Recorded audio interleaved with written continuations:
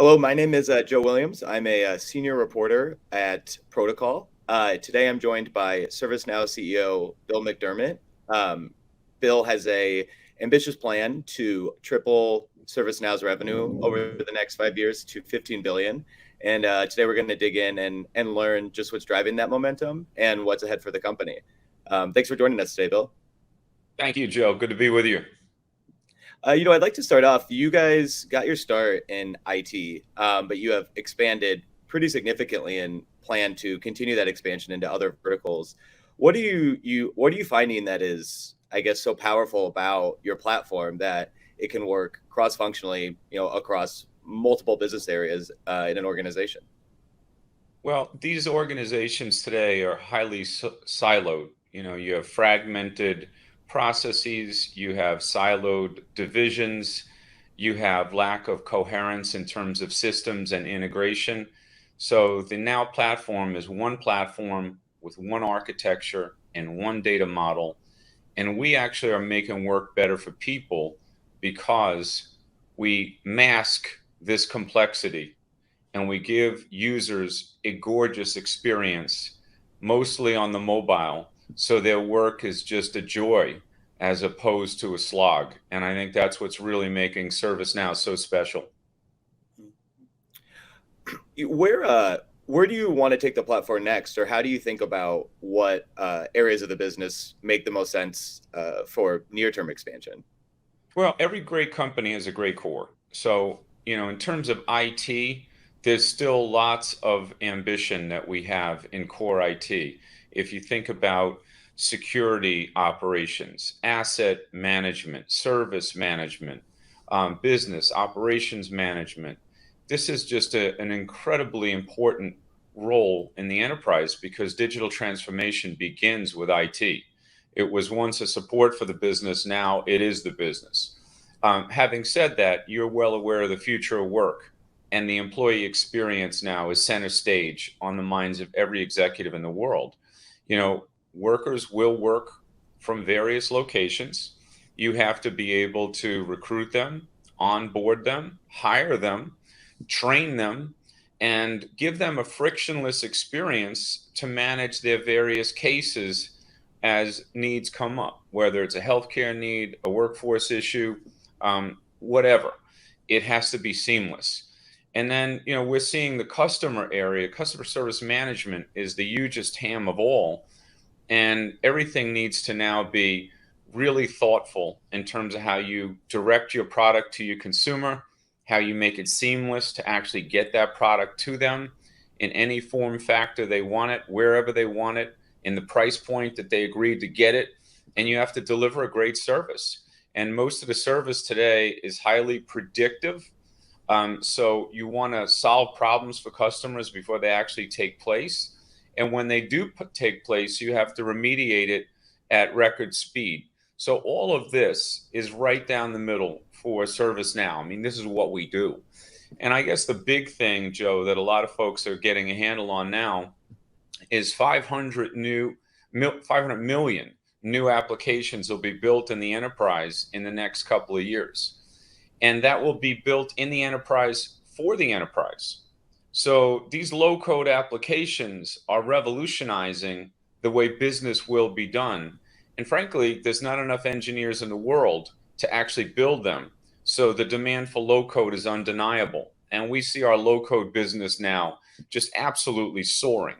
And we're putting it all together. So from IT to employee to customer service to creator, we're owning the end-to-end value chain in enterprises all over the world. So geographically, in industry, and for all the personas that we serve in the enterprise.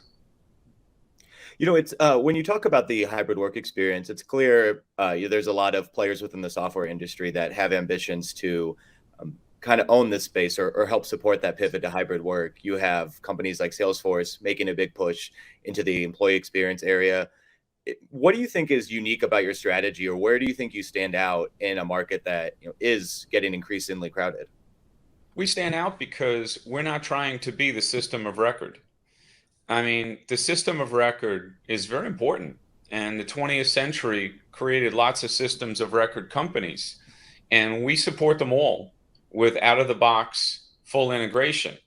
What we do is we compose the solution on a single platform that I call the action platform. Think of us as that control tower for digital transformation that links together all these disparate systems, silos, and broken work groups into one collaborative value chain where you can get your work done. So it doesn't matter if that system of record is from XYZ company. We connect with them all and we make them all better. And that's why I always say nobody has to lose for us to win. We created a market. The market didn't exist before ServiceNow built it, thanks to Fred Luddy in 2004. Yeah, and one of the characteristics of your company is workflow. You're starting to see that word pop up all over the place with different companies, also trying to own that process. And I guess similar to last question, what do you see as distinct in how you guys might be managing workflows versus where other software companies might be trying to tackle different areas? Well, look, Joe, as you know, imitation is the greatest form of flattery. So, we love it that we've actually made workflow, the go-to verb in the enterprise. So we really like that. I'll give you an example of ESG. Today we made a bold move. I said about 6 months ago or so, we would put a product on the marketplace in ESG because, workflows that change the world are really differentiating. And according to recent studies, 88% of the investors out there agree that companies that prioritize ESG initiatives represent better long-term opportunities and returns than companies that don't. So we thought that was a pretty important thing to build. And we basically took global consumers and what they want. And they're nearly 5 times more likely to trust, buy, and champion and protect companies that have a strong ESG purpose, meaning those brands are actually mission critical and they want those brands to win. So today we announced a holistic ESG platform to take all of these fragmented islands of automation that exist in every company, and we give you a control tower to manage your ESG initiatives across the enterprise, whether that's diversity, inclusion, belonging, it's your sustainability and zero emission objectives, or you just want to have great goals around risk management and dashboards to make sure all the folks in the enterprise are doing everything they should to make you a winner. We are the only company in the world that has one holistic ESG platform now that was launched today in a press release, and we're partnering with great companies like KPMG to take this to the market globally. Joe, we're on fire with innovation. I mean, that's what we're doing. We are flying. And I'm so proud of this company. Today I'm in San Diego where we were founded. The employees are going wild here. We have all hands meetings. We have dinners scheduled with our team. We want to win.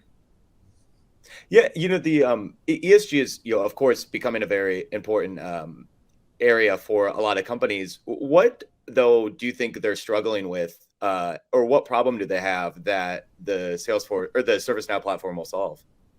Well, if you think about it this way, everybody cares a lot about integrated solutions, activating an ESG strategy, having programs and initiatives that enhance diversity inclusion, that reduce carbon emissions, that enable business resilience, and they want to do this across the enterprise. They all want that, but they all have it in islands of automation. This department's doing one thing, another department's doing the other thing, and ultimately none of it ties to something that would pass the test of regulatory compliance, or a board of directors asking a CEO or a CFO, show me your ESG holistic plan with all the data and the processes linked to your common goals and shared values, and just show me how you manage that in your company.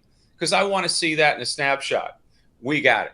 We got one dashboard where we can tie all these fragmented systems and silos, disparate data objectives together in one control tower. So that transformation is now completely activated, and we're going to do it for companies all over this great planet. You mentioned KPMG as a partner. You guys have been announcing quite a few partnerships. IBM, Celonis. What's behind that strategy, and what role will those partners play in helping you get to that $15 billion level? The most important partnership, on the software side that we've announced, I would give it, two recently. One is what we've done with Microsoft, to fully integrate Microsoft Office 365, Cloud PC, Teams, fully integrated into the Now platform to give folks that use both Microsoft and ServiceNow an absolutely stunning and seamless experience. So thank you, Satya, and your wonderful company for the friendship. And I think we're doing great things for customers everywhere. And they're obviously the market leader with Teams with the most users. So, we're going where the market wants us to go. We're going where we can best serve that customer. Now with Celonis, which is also extremely interesting, I'd like to thank Alex and Bastian and Martin for their trust. They're doing a wonderful job in process mining, and they are on Bessemer Trust list, most valuable, among the top 5 most valuable privately held companies. And what they're doing, to simplify it, is they're doing the X-ray, taking data and really looking at business processes and conducting an X-ray of what's broken. Because once you know where the process is or the logjam is, then you can activate the Now platform to revamp, reorient the business process into the action layer and solve that problem on the fly. And these platforms, like Celonis or like ServiceNow, are hyper automation platforms. So if you believe that IDC has it right, that the digital transformation market in the next 3 years is about $7.4 trillion, of that, around 860 billion in the next 3 or 4 years is for hyper automation platforms.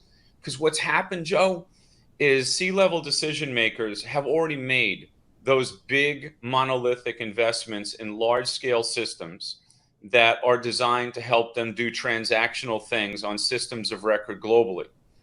A CEO told me in Europe just last week, I've already invested in platforms that serve my systems of record.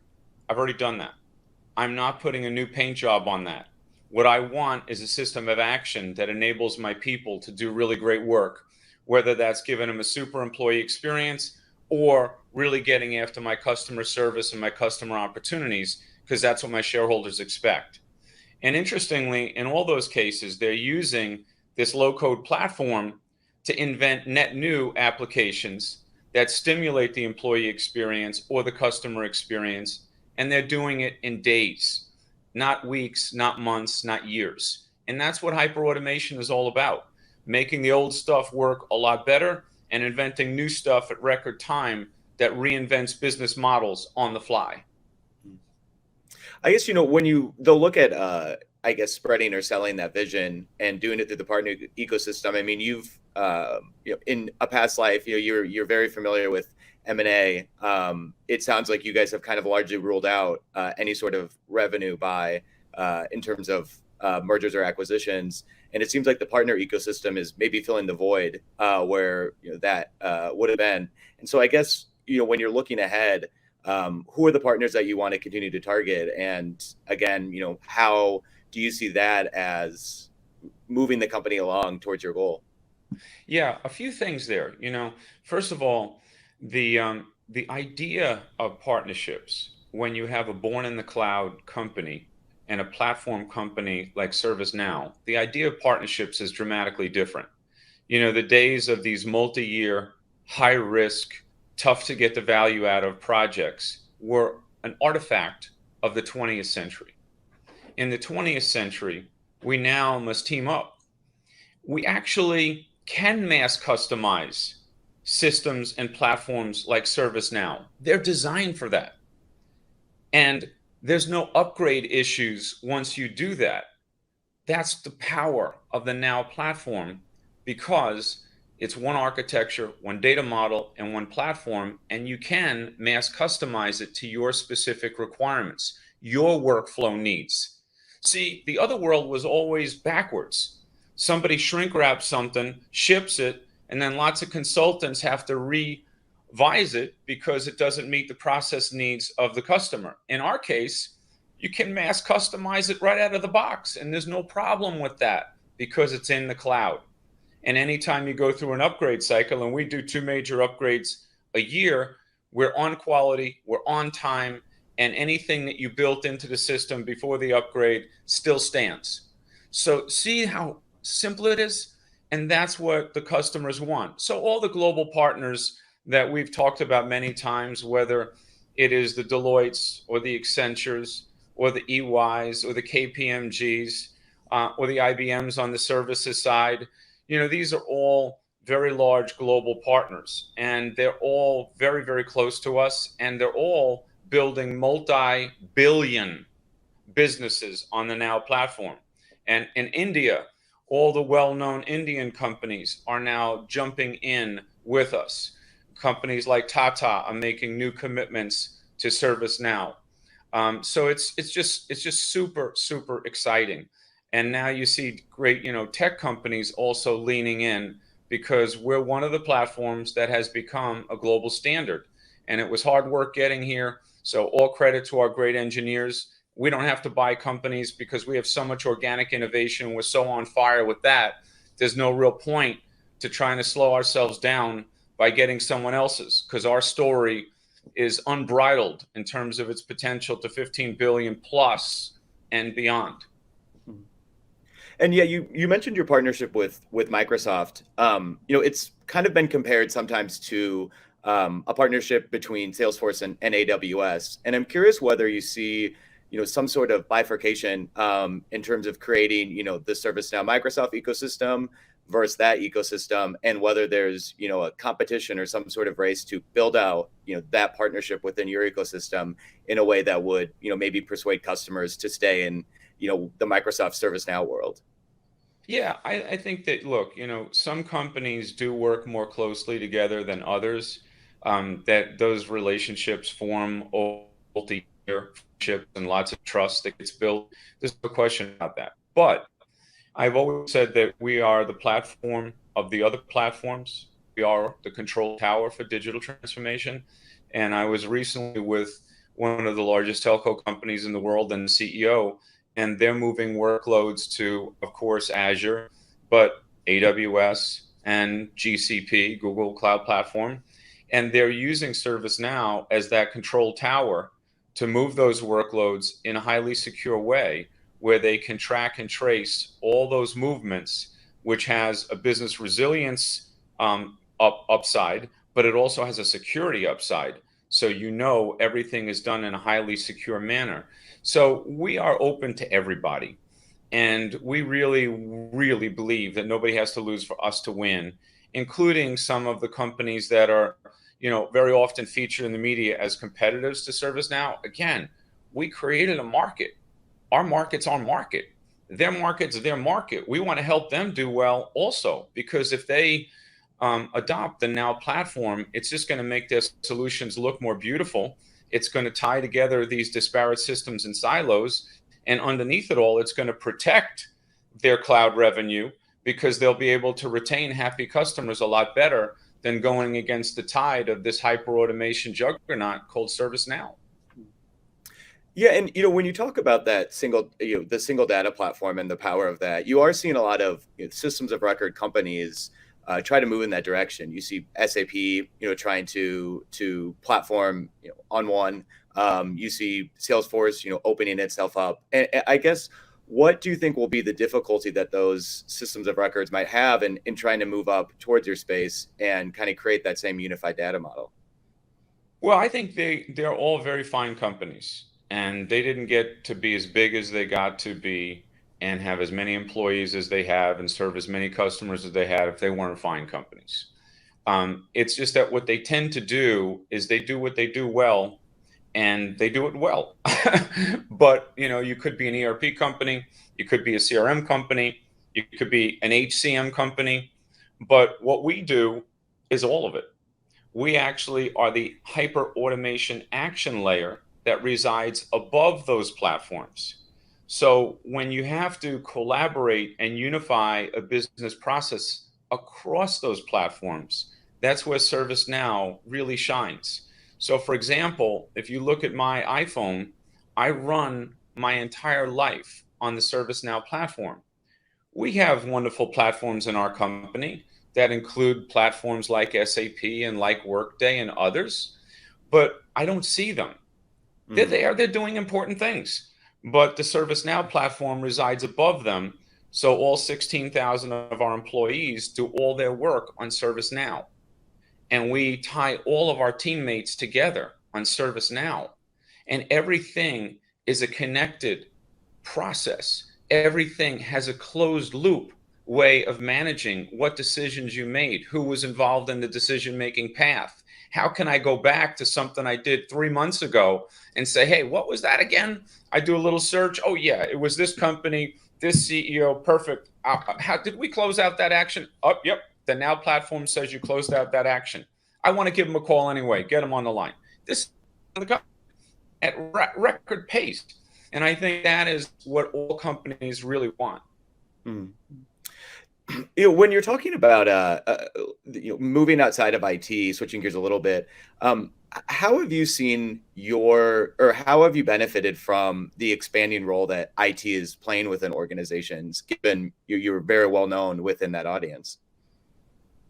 Yeah, I think the power has gone back to the CIO. The CIO, the chief technical officer, the chief digital officer. These are the individuals with real system content, real grit, a real deep understanding around how to keep things secure, how to manage assets, how to provide service back to the business, which is really a day to day, minute to minute activity, how to run operations in a coherent way where I can observe what's going on in development and tie it to the cash register at point of sale if I'm a retailer. And I can look at that whole value chain, no matter what title I have in the company, to see how things are actually coming together. Are my products actually getting to the customer? And then there's cases like supply chain. You know, we have manufacturers now, especially around this wonderful world where container ships are sitting off the port here in California and they're just all lined up. And that's because we have a dislocation in the supply chain. But we have companies in various industries that are using us to connect IoT, which is happening as a service methodology to the customer, back into the integrated supply chain where they're refining the number of suppliers that they have and they're reorienting on the fly the supply chain itself to get the products, to get the services into the pipe so ultimately they can make the sale or provide the service. And ServiceNow is front and center in that. Whether it's a global manufacturer in the auto industry in Germany or it's a healthcare provider somewhere in Minnesota, I mean, we're involved in it all. Mhm. Yeah, on the manufacturing product that you guys launched this year, you partnered with Siemens on that Yes. announcement. Is that something that we can expect, as you progress into these different verticals, that you will partner with whatever maybe industry leading company as a go-to-market strategy? 100%. With Siemens Energy, for example, they work with us to bridge cybersecurity analysts and plant operations to respond to threats so they don't have any downtime. That's a partnership. If you look at a company in telecommunications like AT&T, they're teaming up with us to get visibility into every layer of the company's network fabric to enable better customer experiences. So in every industry, we very often will have a customer that also becomes a partner because they provide these services to their customer. And I think this customer's customer opportunity for the Now platform is just amazing. I'll give you an example. We have 4 banks in the UK that have seen a 70% efficiency improvement in their payment process operations by connecting the Now platform to banking technology. And now they're basically saying, whoa, I have to extend the Now platform into my ecosystem in terms of how I serve my clients. And that is, again, the network effect that's taking place with the Now platform, Joe. Mhm. Yeah, and when you look at banks, other companies that are really investing heavily in digital technologies, does how much does I guess the added complexity that can bring benefit ServiceNow? And I guess I'm curious where you see most companies or most CEOs struggling in that digitization journey? It's a really good call, Joe. The more complex the environment, probably the better it is for ServiceNow, because you're right. There's lots of point solutions out there that are trying to do one or two things that might even mimic what ServiceNow is doing. But what we're doing, when you think about the Fortune 1000 and the more than 80% that use ServiceNow, we're dealing with the world's most difficult challenges because we view them as the biggest opportunities. And one such example, we tend to forget to mention this, but we probably shouldn't, is, when COVID hit, we were the ones that had business continuity with emergency response, first mover. We were the ones that then brought people back to the office safely as an option. And that includes all the testing protocols, vaccine management, PPE inventory management, and so on. And that was super important. And then we realized, oh, wait a minute. There's a distribution, administration, and monitoring challenge going on with vaccine management. Why don't we speak to governments around the world and put whole countries up on the Now platform, which we did for major portions of Germany and Scotland and the United States and many others. So I think that anything that looks like a complex business process or workflow challenge is actually something that the Now platform eats for breakfast, lunch, and dinner.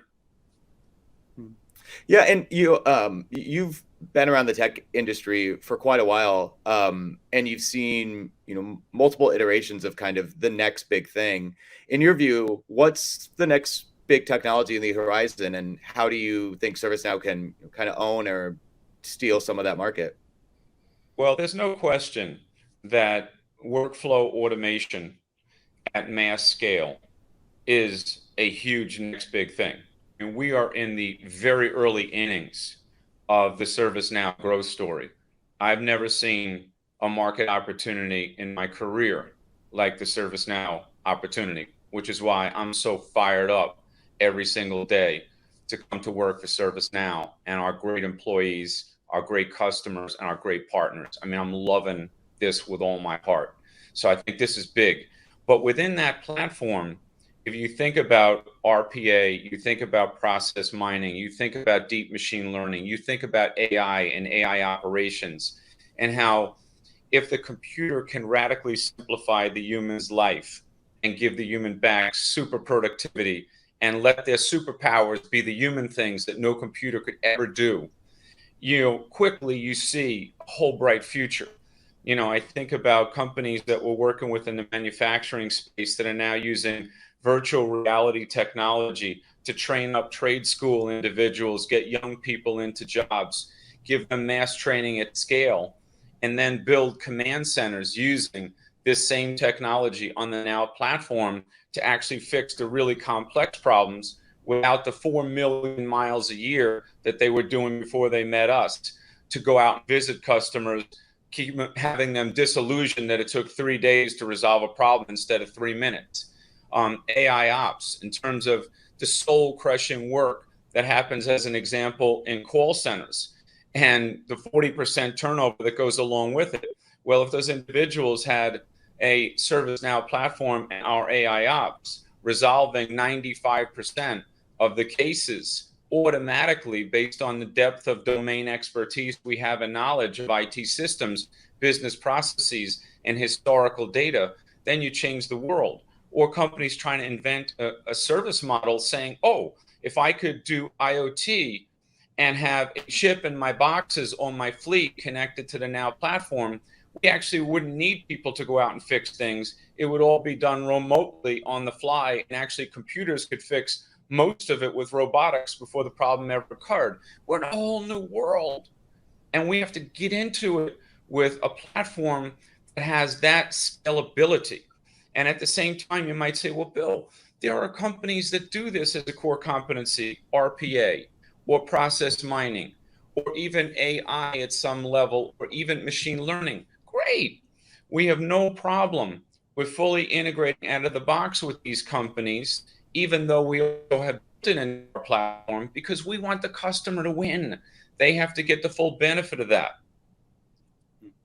Yeah, well, from my friends that suffered through the Southwest crisis this weekend, I can tell you the automated call center is a vision I think a lot of people would be fun to have as a reality. We're right at the end of the time, but Bill, this is great. Thank you so much for taking the time today, and thank you guys all for watching.